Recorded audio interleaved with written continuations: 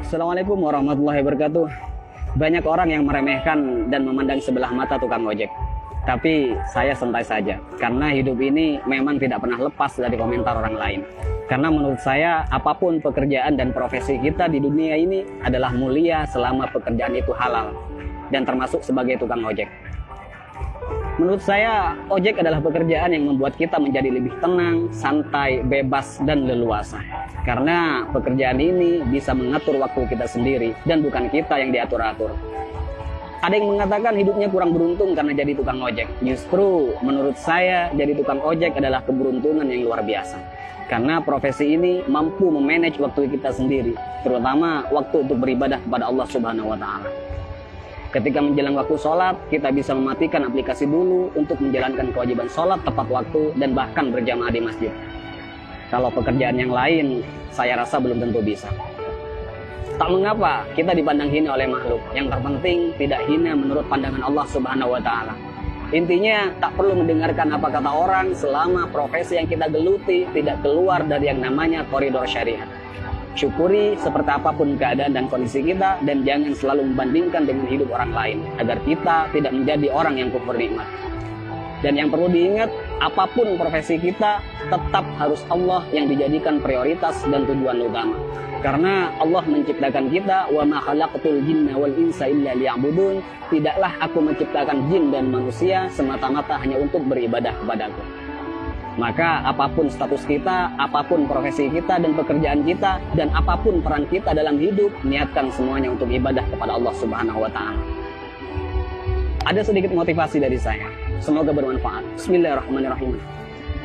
Banyak orang kaya gelisah dengan kekayaannya dan hitung-hitungan dalam bersedekah, bahkan bersifat pelit dan kikir. Banyak artis bercerai padahal pasangannya sempurna, kaya, ganteng dan cantik. Banyak pejabat korupsi padahal puluhan juta gaji dari jabatannya. Banyak polisi yang tak mengayomi tapi malah memeras rakyat.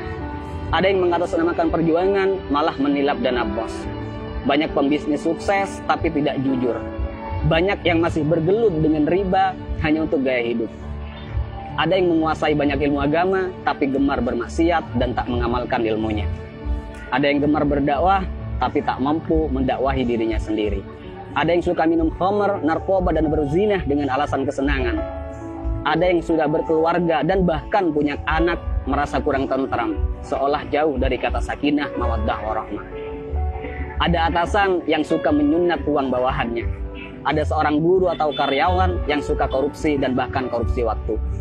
Ada yang punya proyek dan tidak jujur dengan proyeknya.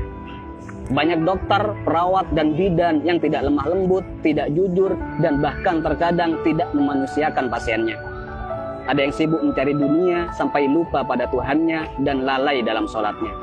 Dan masih banyak lagi kasus-kasus yang tidak bisa saya sebutkan semuanya.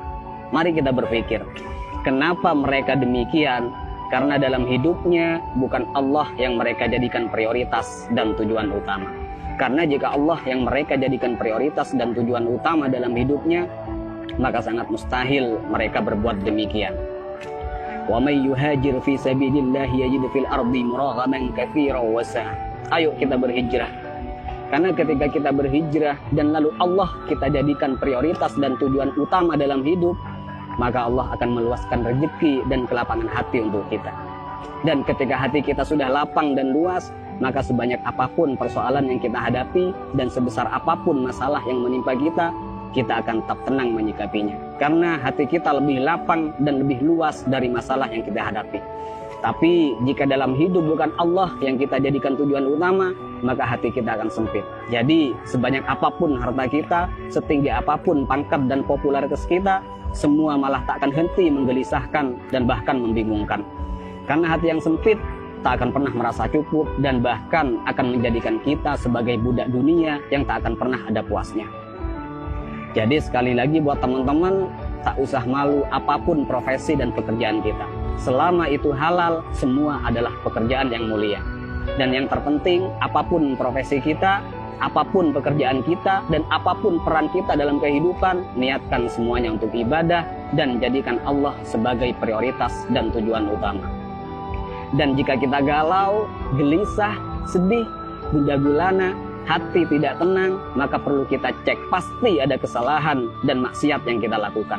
Dan sudah pasti kita meletakkan dunia di atas Tuhan. Dan juga saya pastikan hubungan kita dan Allah sudah tak lagi mesra. Jadi kesimpulannya, tolak ukur ketenangan dan kebahagiaan bukanlah kekayaan, bukan jabatan, dan bukan popularitas. Tapi tolak ukur ketenangan dan kebahagiaan adalah tergantung di mana letak Allah di hati kita. Assalamualaikum warahmatullahi wabarakatuh.